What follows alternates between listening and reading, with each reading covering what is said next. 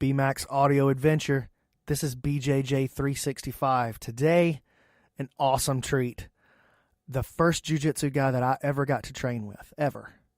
And one of my mentors, one of my heroes, one of my idols in this sport and in this game, Carlos Machado. Before we get to that, and listen, Carlos goes on.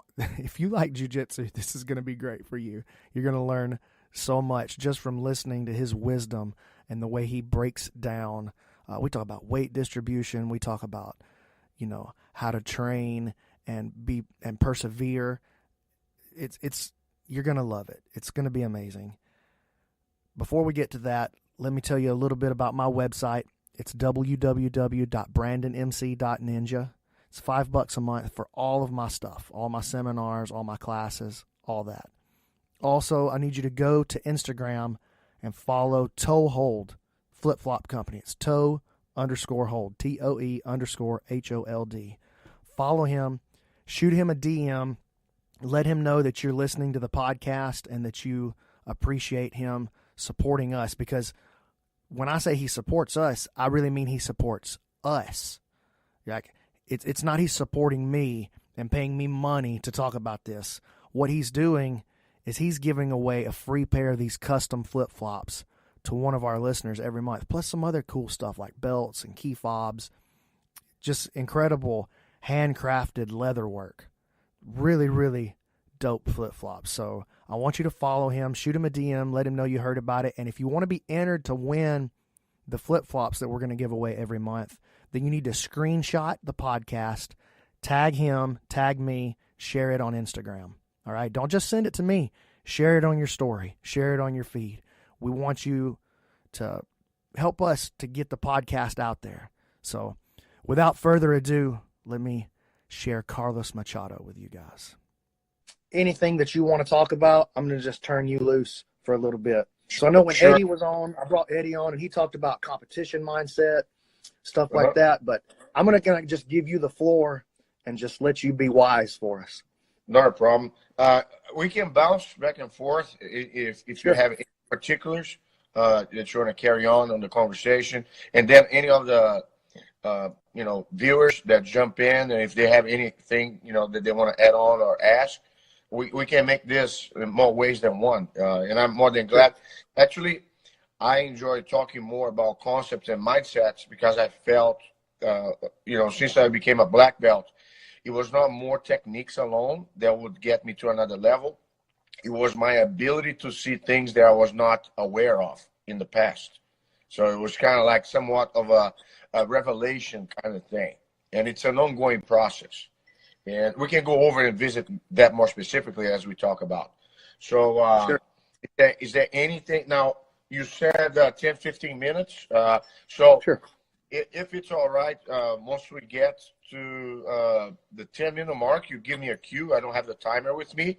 And if anybody wants me longer, or if this goes beyond 15 minutes, I can go as long as you want. Okay, well, that sounds great. I'm going to let you go as long as you want to go. And the thing is, if we talk about a certain topic that deserves us to dig deeper, I don't want to stop halfway and leave the thing incomplete or not complete the thought. But you kind of give me the cue in regards to the part of, Carlos, we're at 10 minutes up, Carlos, we're at 15 minutes up, or Carlos, we're at 20 minutes up, if that be. And then we just go with the flow until there. Sounds beautiful. All right. So bring it on, Mr. Brandon. Is there anything you selfishly in particular want to talk about, or you want to just hash it out? One thing, so I don't know if you remember, you probably don't even remember this. And for those of you that are watching and listening on the podcast, Carlos was the first BJJ guy that I ever trained with. And he probably doesn't remember that, but it was a long time ago at Johnny Lee Smith School there in Triad.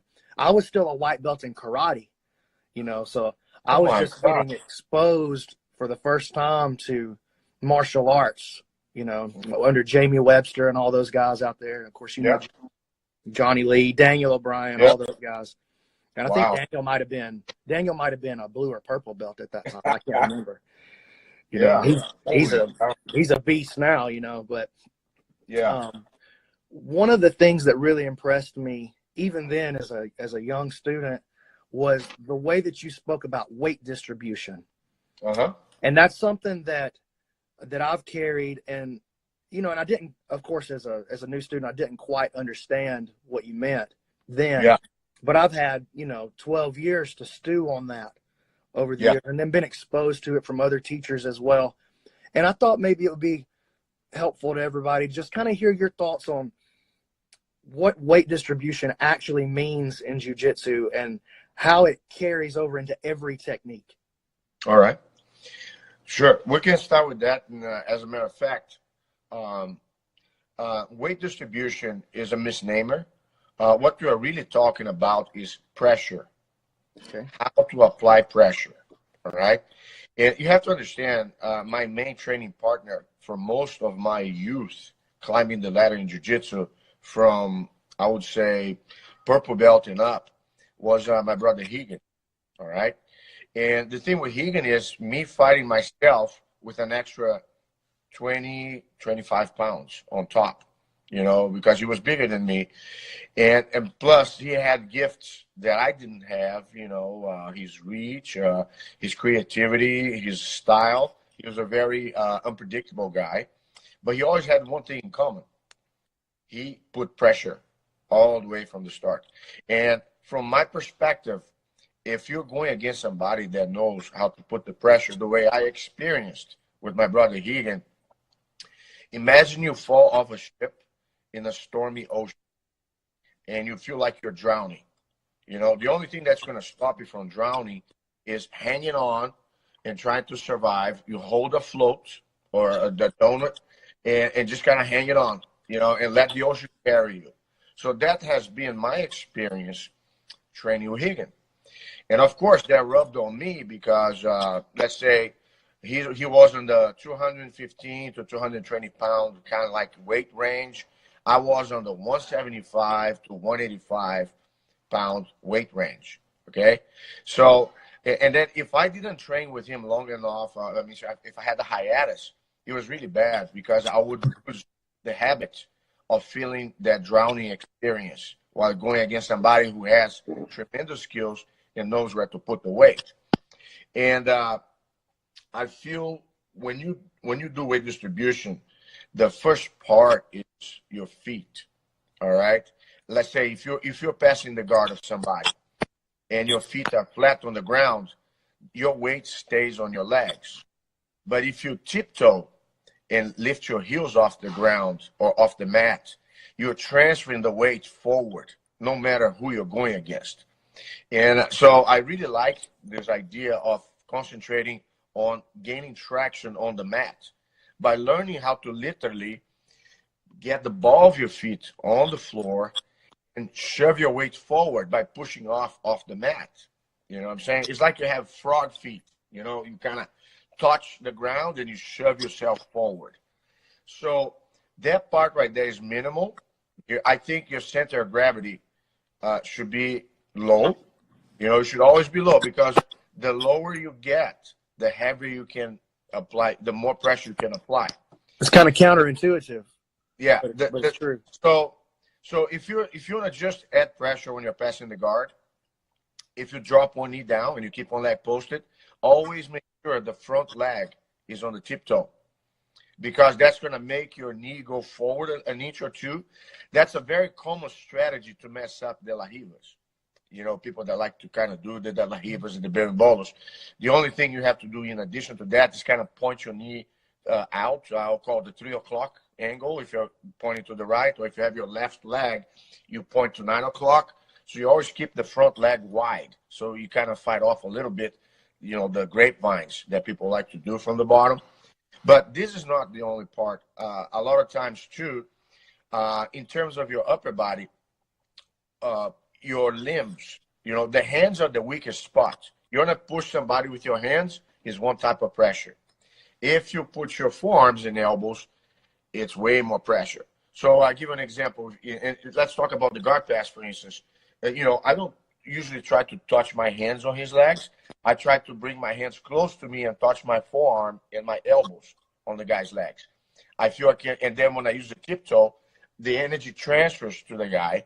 And then from that point on, you can use the angles and then the different pressures with the hip, which is the next thing. When you connect the hip, that's when you have the magic. You know what I'm saying? And a lot of times, I was actually practicing that yesterday. You get on top of somebody flat, and let's say you're on the cross mount on the side control. Most guys, when they land, they get their chest on the guy's chest, right? And then from there, they try to move around. You can go north-south. You can kind of go to Kazagatami, rotate your hip left and right. I try to, as soon as I can, I touch the chest, then I arch my body, and I push my hip forward. I want my hip to be connected to my partner. And then I use the tiptoe against the mat, and I kind of lift my heels off. And it's kind of like an enjoyable process because the guy, no matter what he wants to accomplish to move out of the position, he has to carry me with him. Yes. You know what I'm saying? And whether he succeeds or not is not the point. Because the thing in jiu-jitsu is you want to make the guy work. That's the bottom line. And this is my definition. People talk, what's the definition of jiu-jitsu? And then some people do, oh, that's the gentle art, or it's the art of leverage, or it's the art of submission. For me, I have one quick definition: energy. Energy. You spend more, I spend less. That's my definition. And then from that on, you can spin off into anything else. And I was talking too in regards to weight distribution, and that's the thing yesterday. As a matter of fact, I was teaching some of my higher belts. People tend to rush when things are good. You know? All right, for instance, if things are good for you and bad for your partner, please don't rush. Enjoy the ride. Make him miserable. Create more suffering. Yeah, so I give an example. My brother Jean-Jacques, the way he likes to pass the guard, he does not try to pass. He tries to find a position that he feels comfortable and the other guy feels uncomfortable. And then he stays there and he creates an urgency on the guy he's going against to react. And when the guy reacts and he is the one rushing, he gives you all kind of openings. You see what I'm saying? Yeah. And, for instance, and I was telling when people talk about guard pass, for instance, guard pass is not necessarily a single situation because you have two equations on the process. One, you have to survive the pass. So if you don't get submitted and if you don't get swept, now let's talk about a guy that has good guard retention. How are you going to get out of that guy's guard and eventually get to the side? You know what I'm saying? So your sole goal is don't get tapped, don't get swept. So you have good stance, good pressure. The only way you can accomplish that is by finding ways to be with a lower center of gravity and put the pressure on the guy. You know what I'm saying? I'm not a guy who's going to be walking out and trying to circle around you. I don't like that. Yeah, because guys that have, especially nowadays, I would say that 2/3 of jiu-jitsu, and this might be a trend that has been prevalent for the longest time, is the guard. It's more frequent, you know, that you have guys with a very strong guard. And if you watch tournaments, I can give you any tournament, whether it's the Eddie Bravo Invitational or the IBJJFs, and, you know, in the gi version. What is the rate of people that pull guard first? Have you seen how many matches actually both guys pull guard at the same time? Yeah, it's almost all of them. Yeah, all right, because they know that's their strength. Most of them spend most of the time working that part. And, you know, so whoever pulls first, since it's a timed event, they'll have a better chance to pull off the things they've been, you know, predominantly working on. And going back to what I was saying on the Jean-Jacques approach, find a spot where you're strong in your position and you apply pressure on your partner. Otherwise, you're going to be doing deadlift. If you're the one trying to pass somebody's guard and you don't put pressure on him, you're carrying him every time you move because he's going to be pulling you, dragging you, you know, blocking you, wrapping the legs around you. So I feel for me, the older you get, the more lazy you should be. You know what I'm saying? Not in the bad sense. Lazy meaning make sure the technique works for you. If we were to translate in capitalism, make money work for you instead of working for money. You know, Yeah.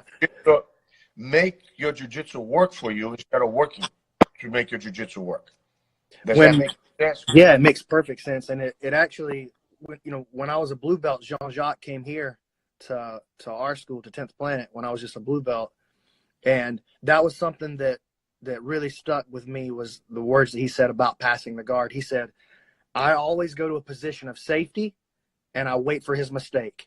Yep. And when he makes the mistake, I go to the next position of safety and I wait for his mistake. Yep. Instead of trying to pass the guard in one fell swoop and, like you're saying, wasting so much energy, it's just stepping up the ladder constantly. Yeah. Yeah. Okay. So going back to the thought of the equations, the two equations, right? Mm-hmm. So find a position of safety and a position that you apply pressure. Because if you're comfortable and the guy's comfortable, there's no advantage going anywhere. Correct. And Rickson Gracie mentioned that to me. He said, when I'm comfortable and the guy's uncomfortable, I stay. If the guy's comfortable and I'm comfortable, I keep moving until I get him uncomfortable. You got to tilt the scale to your side. Yeah, that makes sense. All right? Yeah. Now, the second equation is the consolidation of the side control. So I call that the almost never land. Okay? You get your guard pass position good, gone. You got good technique and angles to pass the guard, but very poor on maintaining or stabilizing when you get to the side. And you spend all that time and energy, and then the guy puts you right back in the guard. Or he goes to the turtle, and he's up and running. You know what I'm saying? So it almost feels like they almost never land. You know, you go far enough to miss everything and have to start over again. Does that make any sense? Oh, yeah. So what I feel you should break down is in 3 steps. Step 1, your stance and your pressure are in place, so you're comfortable and the guy's uncomfortable. Step 2, you gain and preserve what you gain in regards to changing the angle and gradually moving from out of your opponent's guard into the side control. All right? But on the side control, what you really want is not to pass. You want to chase the guy's hip. See what I'm saying? The whole thing about trying to spin and go to the head, which is our tradition. Most guard passes, a lot of times they are circular. You know, they kind of like you kind of get out of the legs and you start to spin around and try to go to the side. And I use like a clock as a version, you know. So if I'm facing you and I'm in your legs, 6 o'clock. If I walk towards, let's say, my left side, I am 7 o'clock. If I walk around your leg, then you have 8 o'clock. If I'm across you on the side control, 9 o'clock. If I go all over your head, 12 o'clock, and so on, right? Yes. So what are the best angles for you to pass? It's usually 7 o'clock or 11 o'clock. You know, if you're going to one side, or it's 5 o'clock or 1 o'clock, which is the guy's hip or the guy's shoulder. Never in between the two, because you don't have the same weight distribution. When you are across the guy on a straight line, you're equally close to his head and to his hip. So you have to be closer to the head or closer to the hip, not halfway in between, because that way your weight distribution and the angles. And the thing too about the pass, I never try to finish my pass on the side that I go to first. I always use that side as the bait. You know what I'm saying? Because I know that my opponent is going to put all his money on fighting off and shielding me from passing the side that I start going first, but I will set him up to switch to the other side, which the timing will be on my side if I do it the way I expect. You know what I'm saying? Yeah, like that, smart. You know, and this actually was the secret that Higgin used to have. He used to control people's hip, and he would not necessarily stabilize on the side that he started. He would always stack your legs, stack your hips, and then gradually switch to the other side. And you had no space to frame, no space to sit up. You know what I'm saying? Yeah. So I do that a lot with, like, say I'm passing the half with my right underhook, and I'm getting knee slice with my right underhook.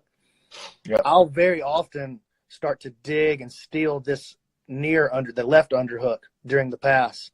And then just as the right side is about to complete, I'll switch and take the left side instead. It works almost every time. Yeah, you create the momentum. And like you said, it's not a matter that the guy cannot counter you if you did slow motion. But when you're doing the switch, you got the momentum. So, and that's the thing about on the passing part, the very last part is the finishing touch when you're about to consolidate. So that's the part that you don't rush at all. You know what I'm saying? You have to really kind of put the pressure on one side, and when you feel reaction, you switch to the other, like you said. And that usually, it works wonders. I mean, you're using technique. You're making jiu-jitsu work for you. You know, that's the part that most people end up rushing too much, though, is the final step, the closing. But let me tell you another thing that I see. You talk about concepts. Jiu-jitsu is a revolving door. All right? Nothing's guaranteed depending who you're going against, because it's a chess game. You may have the answer, or the guy might find an answer to what you're presenting. So you pass the side control after you put the pressure and you felt comfortable and you make the guy miserable. You created that pattern when you're passing the guard. And then you preserve your gains. You go inch by inch, and then you create the momentum. You go to one side and switch to the other. And let's say he scrambles his way out and puts you back in the guard. You just start the same process again. You go through that same door again. You know, it's kind of like a mesmerizing effect. Of course, you can change things, you know, and be versatile. But I challenge myself sometimes. I think when you're training and you're flowing, you can go either direction, but you're trying to sharpen the skill. Let's say I'm working on a certain pass or approach. I'll let the guy do whatever he wants to counter me, and I want to see what my threshold is. I want to see how close I can get to pull off that move. He already knows I'm going for it, and he's really aware of it.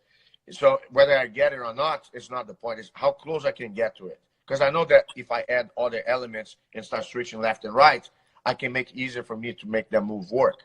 So I limit myself in terms of, let's say if I have only 3 things I can use, and you can do whatever you want.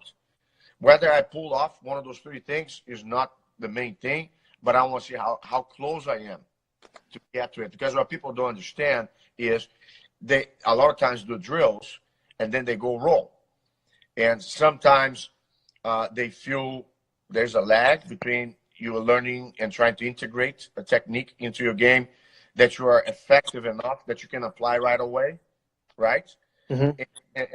And then you measure your success. Oh, I was able to pull off that sweep, or I was able to pull off that choke, or whatever it is you're focusing on. Me, I just want to see how far I go into the move.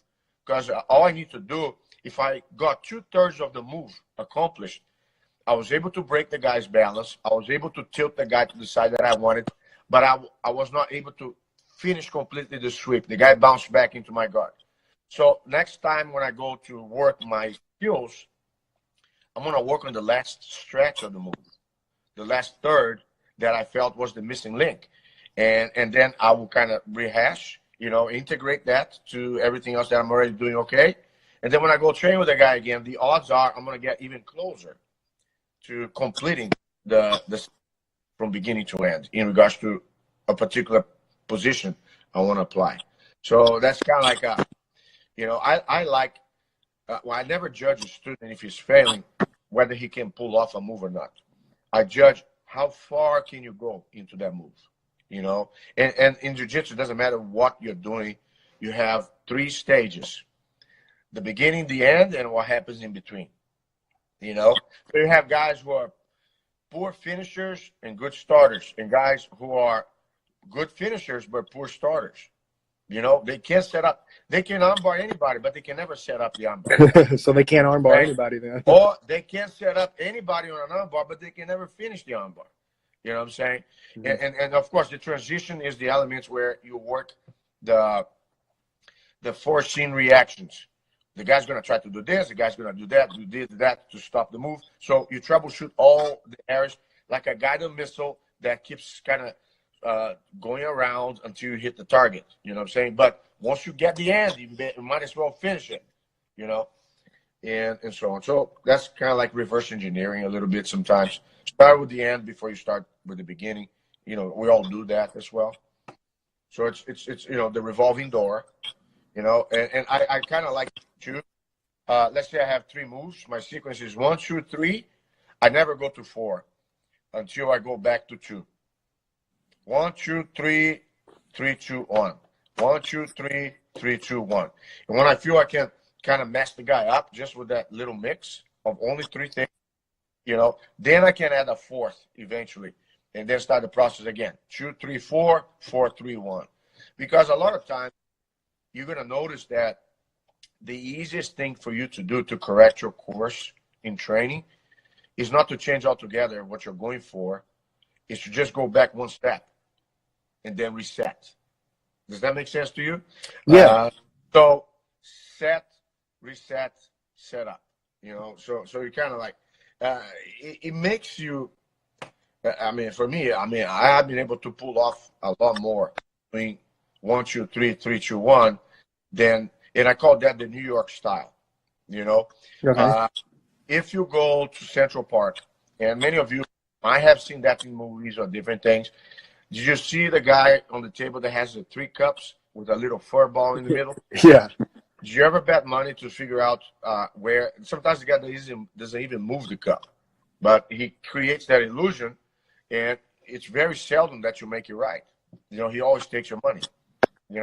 And I think for you, you can kind of create that. When you have 3 moves, it's more important that you combine them left and right, right and left, than trying to add more moves along the way. So anytime I hit number 3, I don't rush to get to number 4 or 5. I keep mixing up 1, 2, 3, 3, 2, 1, 1, 3, 2, whatever, And then, okay, now I became the magician, the New York style guy.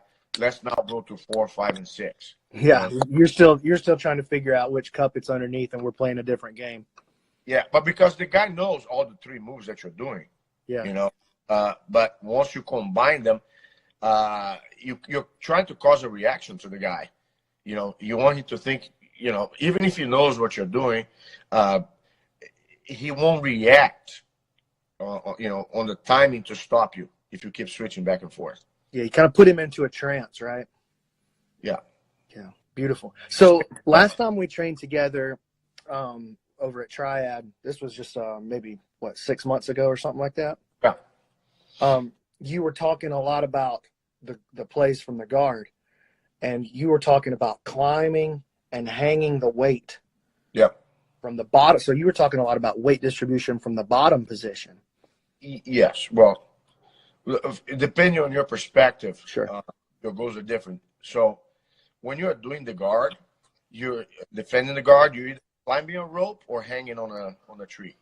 You know what I'm saying? So you imagine if you grab if you grab something, you want to kind of create the emulation of climbing a rope with your hands. It's more about pulling than about pushing. And if you have grip, like in a gi situation, anytime you grab, one thing that people amazingly they don't take advantage of, whenever you grab anything, you always keep your arm with your close to your body. Either you pull your elbow to your body or you crunch your body to your elbow, because that makes you so much heavier. That's not even funny. Right. So I try to hang on the guy if I'm fighting from the bottom. Let's put it this way. So yeah, that's true. And I like that approach, climbing up, climbing down. All the arm drags, the leg drags, they come from somewhat of a pulling and grabbing kind of perspective, Yeah, it was beautiful, man. That really helped my guard, actually, from a philosophical perspective, I guess, from like an approach more generally, rather than just the technique itself. It was more of like how to see the guard as a tool. If you don't mind telling me, what effect did you have on your guard training wise by trying to apply that principle? All right. Yeah. So what we specifically were talking about was you were talking about climbing 1, 2, and moving from the legs. So we were seated, and then the opponent was standing, and we were going up, up the tree. And so as I started to play with that, I started to feel like the more I would open my chest and posture during that movement, the heavier I would become on my opponent. And so I started trying to take that and see where I could use that little idea of just hanging from the bottom and seeing how weight distribution wasn't just a thing that meant smashing somebody from the top position. It was something that applied to every position. Even when I was on the bottom, he still had to do the work of carrying me wherever we went. Yeah. The thing about the open chest, from the bottom perspective, if the guy's on top of you and you open your chest, you automatically can resist pressure way easier because your pecs, they kind of spread the pressure half to one side, half to the other. When you're crunched up, it caves into your chest. It's a lot worse. Open chest is another thing from the bottom perspective that I do. I do the enemy closer. I always try to pull people to me instead of pushing them away. Right. I want them to be as close to me as possible so they can carry me. And I can feel them. Eventually, if I feel they want to pull away from me, then I push. See what I'm saying? Kind of counterintuitive, because most people try to bench press. You know, when somebody gets around them, they want to, you know, and shrimp and come with the legs, but they're always pushing first. If you just pull and then you push, oh my gosh, you know, it's so easier, much easier, you know. Yeah. But it's counterintuitive, and it goes back to what has been happening in my life in my jiu-jitsu. What I'm doing now is I come across a concept. I try to track back everything that I know and see how much of a difference it makes when I use that concept. You know, so let's say keep the enemy closer. So anytime I'm defending the guard or I'm defending the bottom and somebody's across me, just by hanging on the guy and pulling him to me, I have made people more miserable, even when they are in a good position. And that's my definition of jiu-jitsu anyways. If you see a match or a training session where one guy stays for 5 minutes in the bottom, stuck, the other guy's on top holding them down, but the guy on top is the one miserable. He can't get to anything. He can't finish. He can't improve the position. And he feels stuck. He can't get out of there. So who is actually with the advantage? No, it's a good point. So, of course, in real life, you want to teach the bottom person to find the angles and create the situation for him to escape. But escape is not technique. Escape is different stages. Like, one is comfort. Who's comfortable? If you're uncomfortable when you're trying to escape, you're going to have to spend a lot of energy because you're fighting against pressure. You have to exert. So comfort first, create space too. You cannot effectively escape from the bottom unless there's separation between you and your partner. And I came across one of the greatest realizations, Brandon. When I teach a seminar again, I'm going to cover that whenever I get to see you. Oh, good. If the guy ties you up in any way, no matter how big he is, there's one thing he cannot stop. He can't stop you from bouncing if you really want to bounce your hip up and down. All you need to do is bring your legs close to your hip, your foot close to your hip, and kind of bounce. If you just bounce your hip, you can gain traction from the ground. So even if all you do is up and down, create that little gap momentarily, you see what I'm saying? Yeah. There's a little separation. Now, of course, my arms have to be in a certain position. For instance, if your arms are spread out like you're crucified on the floor, you know, you cannot effectively escape because you need to have your elbows connected to your body. And you're not going to be able to pull your arms out. You're going to have to kind of go in a spin. You spin to the left and bring your body close to your left. Then you spin to the right and bring your body close to the right. So your elbows, your arms get in good position. Like you said, position before technique. You have to be comfortable before you create space. Once you create space, now you have to create angle. So the way I do it, you have to be able, if you know how to position your arms already, by the time the guy gets on you, and I love to do 2-on-1 on shoulders. You know what I'm saying? If you come across me, I start keeping my hands separated. My hands are here. I kind of bring my hands here. You know, like I'm doing an elbow block. You know, I have the frame. You see that? When your arms are separated, it's too easy for the guy to push one hand out or the other. But when you're here, then you grab and pull. Now, when you decide to shrimp and push the guy out, or shrimp into the guy and push the guy the other way, depending how far he wants to put the weight on, you can move a giant. Yeah. You can move a giant. And that has to do with using the guy's weight to your advantage. Most people condition themselves to shrimp looking to the guy. I escape more facing away than I do facing the guy. Oh, yeah, you did that last time when you were here, too. Like, that was the last half. I guess that was actually the first part of the seminar.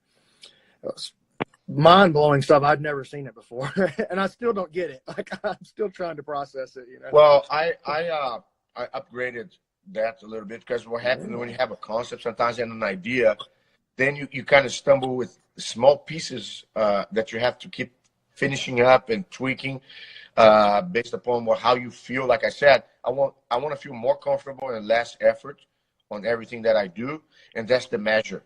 So a lot of times you have a diamond in the brute sometimes when you get into a new concept, and you got to keep polishing. And then a lot of times, okay, man, I think I hit this one. I think I got this. Yeah. And what amazes me, Brandon, is this. And I'm not saying this to brag or anything. It's not uncommon that I've met guys that I taught 20, 30 years ago on one move at a seminar. And then I don't get to see the guy for a decade or two. And the guy comes to me. I remember one time was David Camarillo. Guerrilla Jiu Jitsu. I was on a trade show in Vegas, and he came to me on my booth, and he said, "Hey, how you doing?" and stuff. I remember he was a blue belt when he came to my gym one point in time, and when I was in California. He said, "You remember that sweep that you showed me at that time? I still pull it off. Still works." You know what I'm saying? And I had a guy that did a seminar 27 years ago said, "See, oh, that move that you did at that seminar, I still pull it off." So for me, if I know I'm on the right path and I teach a polished, movement, something that I really was able to tweak, and of course, everything's always work in progress in jiu-jitsu. It's never a job done, but it tells me that I was on the right direction, because there's one thing that will test you, and it will be time. If it works over and over again through time, then it's time tested. And if it's time tested, that means you got it. Yeah.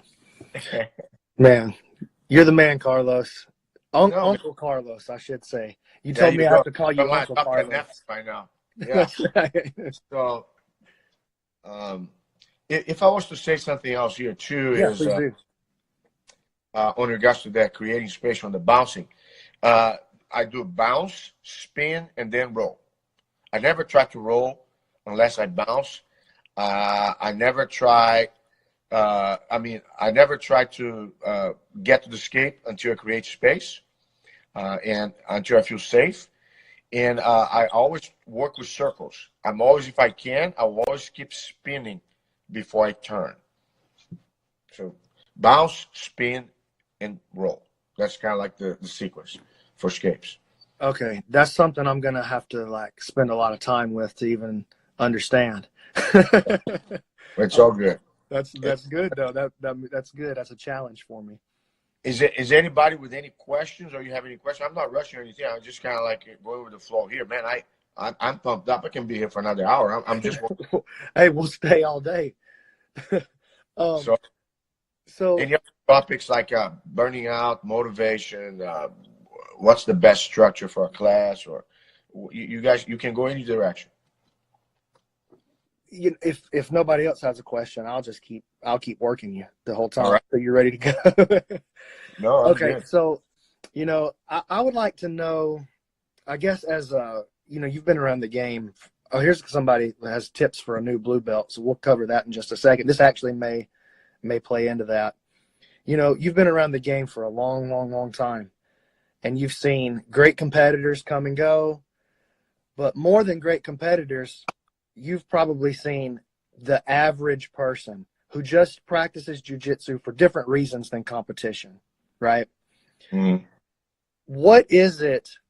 I guess it's probably not one thing, but most people who listen to this podcast, they're not going to be a world champion. I'm not a world champion. I'm never even close to a world champion. I'm just a dude who stayed with jiu-jitsu long enough to get a black belt. I just cared enough to get a black belt, right? Uh-huh. So give us some things that, I guess, some mindset shifts for the average competitor. What do we, or not the average competitor, the average student, what do we need to be thinking about to continue our jiu-jitsu journey, to make it a lifelong journey rather than something where we just come in and, you know, we hit the wall after 4 years of real hard training and then fade away. All right. So I can tell you the number one thing that frustrates people when they start, and one of the things that people really become susceptible, okay? It's not that they don't enjoy doing jiu-jitsu, is when they feel stuck, okay? And stuck in the beginning means I don't have enough skills to escape from things. Because a lot of people associate jiu-jitsu with sweeps, guard, and submissions. Sure. And I have a stats of every seminar that I teach, and escape is always number one. You know, people worry that if people has to choose, they'd rather get tapped than feeling they're stuck and they can't get out of something. You know what I'm saying? That's the worst. Yeah, me too. Okay? I mean, every time I ask people, I mean, the tapping part, unless you're very egotistic, is not a big deal because you can backtrack, reverse engineer, figure out what happened, try to learn what the guy did to you, and eventually figure out the counter if you're an instructor or if you can find on your own, I can show you how. But the stuck part has more than one connotation. One is when you feel helpless. I can't pull this through. And that doesn't apply just to, let's say, escaping from when somebody's holding you down on the top side. You know, you're the boss smashed. But it could be you try to pull a sweep and that sweep works for a little bit and then doesn't work anymore. I cannot ever make it, you know. And I think that part happens when you're a white belt. If you have a little hole, it's a little hole in the beginning. By the time you become blue, the hole gets a little bigger. Yes. And the way you cover that is by adding more techniques to disguise that hole. You know, you keep learning a bunch of stuff so you don't have to deal with that thing. When you become a purple belt, the hole gets a little bigger. You know, so by the time you're a black belt, because this is the problem, when you climb the ladder of your progression in rank, you're going to be dealing with people that will give you more challenge every time you climb. You know, going against all the white belts, of course, they're on the same level, but it's a different level of problems. When you go to blue belts, although you're a new blue belt, you're going to go back to the new blue belt tips and stuff. So the problem will become bigger if you don't address. So I have guys that actually, they don't know how to do a loop escape well, and that hounds them down every time they get mounted. Even when they are a black belt. I was talking to a brown belt yesterday, and the guy was like, man, my problem is the mount. Not against big guys. When a little guy mounts on me and he goes for my neck, he usually puts the weight forward and my elbows go up, and I feel I have to almost give the guy my back or let the guy get my arm in order for me to try to roll out of it. So he's trying to get out of something by giving something, but never addressing what he's lacking. It makes perfect sense. So in my process, on my self-discovery, what I'm doing is I go back to the things that I was doing when I was a white belt with the knowledge and the concepts that I come across today, and I try to fix that problem that I had back then. And the craziest thing, man, is by the time I figure that out and I correct the basic mistake that I was doing way back, it magnifies my game today. It has a domino effect. It trickles down to everything down the line. It's kind of like a time travel experience. You know, if we do an analogy, let's say you had a problem psychological when you're a kid, and now you have the solution. You backtrack your memory. Okay, now I'm going to imagine that I'm fixing that problem. I got it. This is how I'm going to do it. This is how I'm going to handle it. And then all of a sudden, you don't have that trauma anymore. You figured it out. Now, of course, it's easier said than done when we talk about psychological things, but in jiu-jitsu, because you have the chance to work the mechanics, get a training partner and work through it, you can see the application going, you know. And for me, like you said, for the average person, it's not the big things that matter, it's the small things. And I think, too, concepts will serve you better if you start coming across them. Like, for instance, how do you survive a 400-pound person smashing you? Let's say a question like that. Did you know I made this experiment? I had a 100-pounder female, and I put a 400-pound male student on top of her. The only goal was for her to be able to breathe I didn't care about her escaping. I didn't care about anything. So keep the enemy closer and tiptoe and keep your hip 1 inch off the mat. By doing that, she was able to breathe through her kidneys, and keeping him close deflected and kept the open chest, deflected the weight off her chest, so she was not being crushed on the ribs, and she was able to stay there breathing regardless of the guy's weight. Now, can you fathom the effect that had on that lady? Well, yeah, it must have been remarkable psychological boost for her. Yeah. So for me, my mission right now is turn every student into escape artist. For me, escape is the most critical part of jiu-jitsu at this point in time, because if you get stuck, you can't flow. I can teach you all the other good stuff, all the other cool moves, the best submission, the best sweep, but if you get stuck in a position you can't get out of, it's done. You're going to have to wait until the clock is up. And this is the frustrating part. So for the average person, be comfortable with the uncomfortable from the start, and try to turn the tide where when you're in a bad position, you make the guy be the one in this. If you can accomplish those things and add the escape artist kind of mentality, jiu-jitsu will never be the same, because then you're going to be able to flow. I remember, and I still do that. I get a guy who's good. I tell the guy to start on the mount. I tell the guy to start on the side control. I actually enjoy the experience that I have when I have a big guy skilled on my side, and I have had this feeling very often. When he's trying to crush me, I feel he's giving me a body massage. That's pretty funny. You know what I'm saying? So if somebody taps into that kind of mindset, it becomes blown away, because then anything after that becomes ice on the cake. You know what I'm saying? Yeah. Of course, we have to go through the curriculum and teach everything else, but the emphasis has to be, don't be stuck and deal with uncomfortable positions in a way that eventually you turn the table and give the guy the benefit of the advantage, but he's still more miserable than you. Did you ever get a chance to read Salo's book, Salo Iberio? No, I haven't, but I heard. Man, it's one of the most comprehensive. It's beautiful. And it's got a lot of great technique in it. Of course, we're talking about like one of the all-time greats. But what I love the most about it is the organization of it. So the way he organizes it, he starts the white belt, but it's not about white belt techniques. Like bridge and roll, Americana, et cetera, et cetera. The white belt is about surviving. Yeah. And he says, and the blue belt is about escaping, because you can never escape if you can't survive. Yeah. And so that's the way he organizes the material: survive at white belt, escape at blue belt, and then the purple belt is the belt of the guard. Yeah. And then the brown belt is the belt of crushing the guard or passing the guard. Yeah. And then he introduces submissions at black belt. He says, and of course you're going to learn submissions along the way, but it's not the emphasis.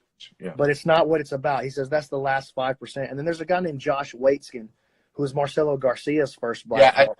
I know Josh. Yes. Oh man, I don't know him, but I would love the opportunity to meet him. But he talks about his life as a young chess prodigy. That the main thing that he saw from his contemporaries, from the kids that fell away and didn't hit the high level like he did, was they concerned themselves, and you touched this earlier, with the beginning and the end, but they didn't understand the middle game. Yeah. And I think that is just such an important idea. Yeah. Well, talking about that, check his film "Searching for Bobby Fischer." That was his life. No, it's incredible. That book he wrote, The Art of Learning, is to me, that's one of those books you got to take if you ever get stranded on a desert island. You got to have that book. Yep. He's a very intelligent and incredible individual. Amazing. Yeah, really incredible. He doesn't do a lot of social media, but I wish that there was more information from him out there. Yeah, he's too busy, very, very busy with everything else that he does. He's a very famous consulting person for high-level businessmen. Yeah. So, you see, because that's the thing, his conceptual knowledge goes across the board. It's no longer jiu-jitsu based, no longer martial art. So he played the chess in a much larger scale because he starts to apply a lot of the concepts that made him successful at that in arenas of life, in particular business, and it's just, it doesn't fail. Yeah, it's a beautiful idea. One of the things that he says in that book is that how you learn anything is how you learn everything. Yep. And it just that really resonates with me. And that's really what I'm trying to do with my jiu-jitsu. Like I said, man, we know each other. I'm not some, world beater black belt. I'm just a regular old guy, But I feel like the things that jiu-jitsu has given me outside of jiu-jitsu, that's the most important part. And if I get an opportunity to help somebody else discover more about themselves through jiu-jitsu the way that I have, I feel like that's really important. I need to do that. I feel like almost like a missionary in some ways, Well, I was actually talking to my students at the very topic that you just mentioned last night. And in life, we have pillars, like things that hold your foundation, and some can crumble. But jiu-jitsu becomes such a strong pillar and a reference point for several reasons. First of all, it's an art that once you dig into it, it's not just the body, it's the mind, what I'm saying, the emotions. You have the highs, the endorphins, the pleasant, feeling. You have the social aspect where most of your best friends, if you do jiu-jitsu long enough, will originate from your academy. It's not uncommon that you're going to forge some of your best relationships, and it's always a reference point. So I'm adamant to my students, and they kind of relate to that because they do that, many of them. Things can go bad on several other areas of their lives, but they still stick to jiu-jitsu because jiu-jitsu, it could be for a different reason that they start, but it's such a strong pillar that if everything goes wrong everywhere else, they almost feel like, man, at least I have jiu-jitsu going. Yeah. And I know I'm here at the gym, that my mind will get right, that I'm not going to think about all the crap that I have to deal with. I kind of empty myself out on the mat and at the same time recharge my battery. And then when he walks out of there, he or she, they have a different mindset in regards to how they're going to deal with the problem, and it's therapeutical. A lot of people that have actually problems, mental issues, psychological issues, jiu-jitsu is a therapy. And of course, that's not the only thing that you should depend upon, because I think if you're just dependent on one thing, and if that thing is not there, you fall. You got some work to do. But believe me, it's a pillar, and it's a strong one. On the other aspect is the social network that can be more than just being friends. I have one guy, just for giving an example, that owned a marketing company that gave jobs to 8 or 10 of my students at different times. And this didn't happen because it just happened. I took the initiative. Some student of mine had to quit because he lost his job. And I said, what do you do? Oh, I do this, I do that. Okay, I'm going to get somebody else. And so I hooked him up with my other student I asked him, do you have any openings on your business that you can try this guy? This other student. And I always joke about that. It's in my best interest that you are financially successful, because then you keep on paying me. Don't quit on me, Yeah. But everybody wins. It's just an example, and this is just for many. I have guys that have different businesses and they do business together, from the school and stuff like that. I always joke, hey man, any business going on my roof, I want my royalties. You guys did here, I want to get a piece of the pie. Yeah. Cut off the Carlos in a little bit. Yeah, gotta wet your beak a little bit. Make me happy. But in a sense, it's such a strong social component that, and I think instructors sometimes, you have the spectrum. Somebody told me in the past, be friendly but not friends, and and then others said, don't engage too deep with your students. So, no, I think there's a mistake there. You should have a relationship and cultivate it. And of course, out of everybody that at your academy, not everybody's going to be at your house watching UFC parties with you. You can invite a few people here and there, but you should have events to congregate your students, not necessarily just when they go to a tournament. One of the things about the tournament, the component for people that like to compete is there's that bonding effect. Everybody gets together, there's experience, they feel they are there for one another, You know, some people that are in the military said that they kind of share a bit of the same feeling sometimes in the jiu-jitsu community with the comrades of the brotherhood that they kind of experienced when they were in the military. That's kind of like for them, it helps them adjust, you know, when they go from military to civilian life. But, you know, I think we should have an ongoing thing there, because what we lack nowadays, you're not just an instructor. You could be also somebody that learns through the stories of your students, and you're also a student, and also a mentor, because our upgrade, you see, if you're just teaching jiu-jitsu, you're not doing your job at full capacity. It's just the entry point. You know, when you are actually changing the lives of your students and being a mentor to them, you know, then that's when things starts to really go to the direction that they should. Jiu-jitsu is just the excuse. I think so too, and it kind of saddens me a little bit to look around the community sometimes, and it's not. I mean, the vast majority of professors and instructors are fantastic, you know, but a lot of guys get lost, and they kind of put themselves on a pedestal when they really haven't done the inner work themselves to be respected in that way, and that makes me a little bit sad sometimes, you know. Oh, all right, so this part about nowadays we have a world of experts.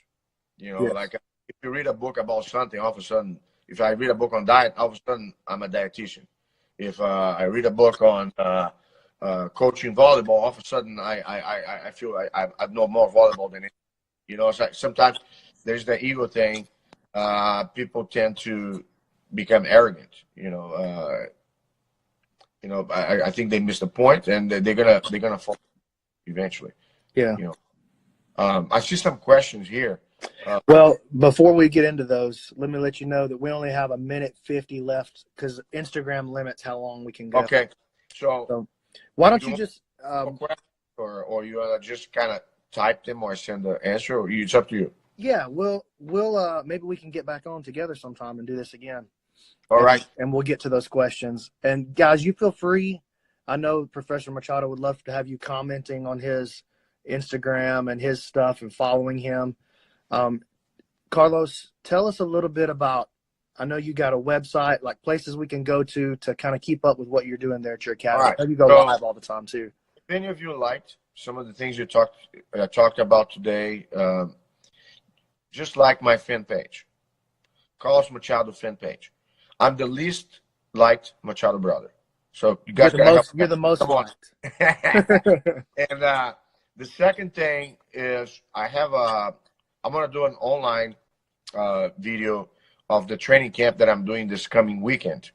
And a full day, 5 hours, will be just on scapes. The second day, 5 hours, only submission.